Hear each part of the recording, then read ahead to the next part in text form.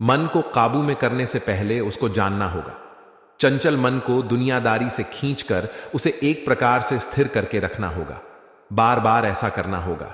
इच्छा शक्ति द्वारा मन को संयत कर उसे साधा कर भगवान की महिमा पर विचार करो। मन को काबू में करने का सबसे सीधा उपाय है चुप लगाकर बैठना। कुछ समय के लिए मन को छोड़ देना, जहां वह जाना चाहे जाए।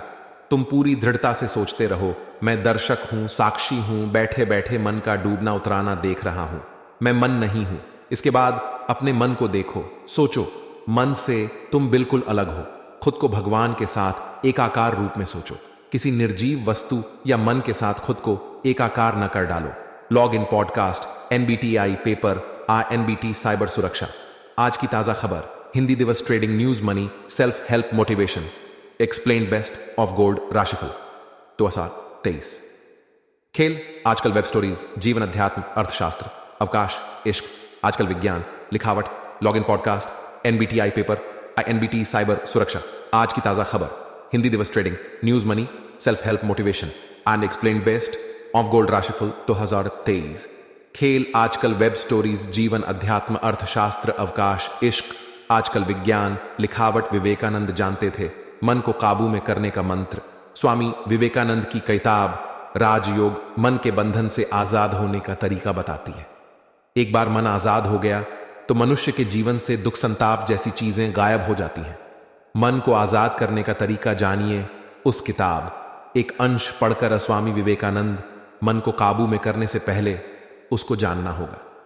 चंचल मन को दुनियादारी से खींचकर उसे एक प्रकार से स्थिर करके रखना होगा। बार बार ऐसा करना होगा। इच्छा शक्ति द्वारा मन को संयत कर उसे साध कर भगवान की महिमा पर विचार करो।